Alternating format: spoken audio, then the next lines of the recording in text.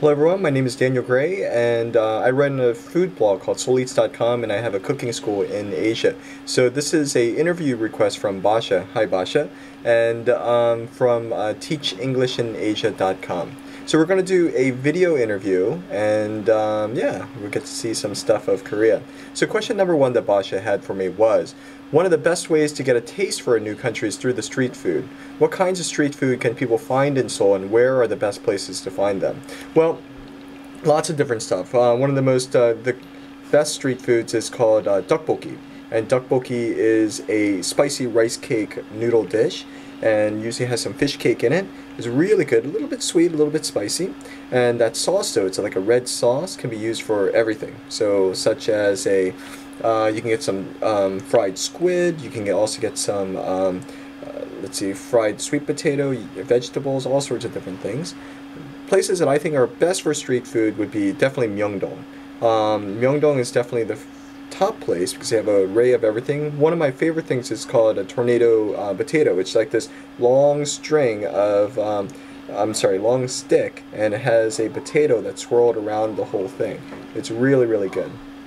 Number two, for people who are not familiar with Korean food, what are some things they can expect? Dishes, flavors, etc. For people that, well, it can be quite hot. It can be quite spicy. And sometimes you have to cook the food right in front of you. Also, when you do barbecue, they cut everything with scissors, so that's kind of interesting. Oh, and then you have the metal chopsticks. They're kind of thin and long, so you have to kind of watch out for them as well. Dishes that you can, well, let's see, garlic, flavors, garlic, definitely. Different dishes, you get all these little tiny side dishes, and on top of that you'll get some like meat dishes as well. And when you order rice, you'll get extra side dishes and some other stuff. Alright, so three, for our readers who are daring eaters, what are some Korean dishes they might be seen as bizarre or strange? Well, the first of all, it would probably definitely be the live octopus. And live octopus is basically, they take a live octopus, cut it up, and you dip it a little bit in some soy sauce, some sesame oil and salt, and you eat it. Another thing that might be strange would be, well, dog soup. It's kind of gamey. It's not a dog like off the street or anything. It's a raised dog. It looks like a dingo. And other things kind of bizarre. Fermented skate, stingray. They let the wings and ferment for a long time, and it's got a very pungent sort of smell to it. All right, number four, eating out on a budget in Korea is very easy to do. What are your 5 favorite inexpensive places to eat in Seoul, and what should people order at each place? Well, inexpensive, 1, kimbap Cheongguk. Kimbap Cheongguk, and you should order kimbap. It's a rice roll. 2, I would go to Badagongyang Kong. It's a temple cuisine, and yeah, you can go there and order a temple cuisine. It's a vegan style meal. 3, well, if you want to go really cheap, you can go to any temple, Buddhist temple in Korea, between around like 11 o'clock, 11:30, and they'll give you free food. It's just a courtesy that the temples have always done. That was 4. Let's see. Any university area, you'll probably find some barbecue places that will do like all-you-can-eat pork belly for like between $5 and $10. Yeah. And 5, I would say in Jongno Oga there is I can't remember the name of the naengmyeon place, but you can get a bowl of cold noodle soup, and you can get sides of meat for only $5. And it's a really classic kind of pairing. You have a crisp turnip broth with a little bit of beef stock with buckwheat noodles. It's cold. It's really good. All right. All right. Question number 6 was, Korea has a lively and fun drinking culture. What are some popular Korean drinks and types of alcohol? Well, definitely soju is probably the most popular one. It's this green bottle. It's a clear liquor that's kind of like vodka. Another popular one is rice wine. It's a cloudy rice beer. I think that would probably be the best way to say it. It's kind of has sediments of rice floating in it. It's quickly fermented. It's a little bit bubbly. It's nice. It's very, very good. And let's see. popular other popular drinks that people have, well, non-alcoholic, there's shike, which is a rice punch, and you have it's like a barley punch that's got some floating rice bits in it. Really good, very refreshing in summer. Omija, which is a five-spice berry tea. It's kind of like cranberry juice, but with just a very nice flavor as well. And yeah, and I think that's it. All right. Question 7. What are your favorite place to go out drinking in Seoul? Well, I really like to go to makgeolli places. There's a couple in Insadong. Also, if you go to Itaewon, well, I go to Itaewon because a lot of my friends live in Itaewon. It's a foreigner district, and there are a lot of cool bars there.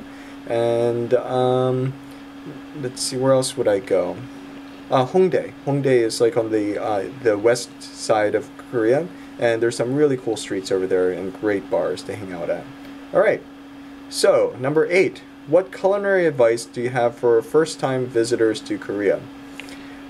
Be adventurous. Yes, accept it. It's really, really good. The people are very nice. The food is flavorful. I would say just try everything. And, you know, if you don't like it, don't worry about it. Korean food typically is not that expensive, and it's good. Usually, if you order side dishes or something and you eat the whole thing, they'll refill it, which is a very nice little touch, I think. This is a very generous, food-loving culture. All right. 9. For those of us who love to cook, can you share an easy recipe for an authentic Korean dish?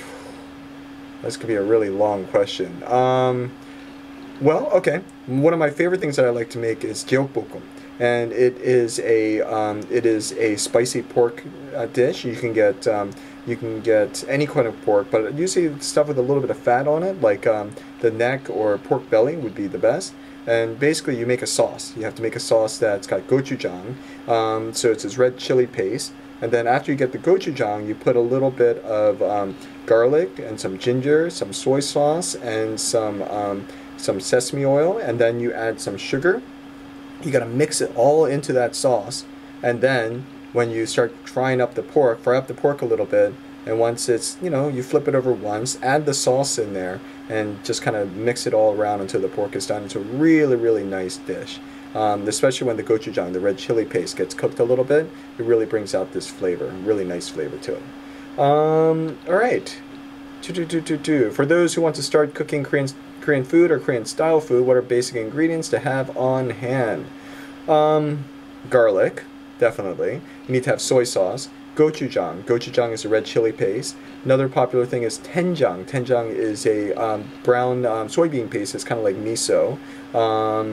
Sesame oil. Gotta have sesame oil. And usually green onions.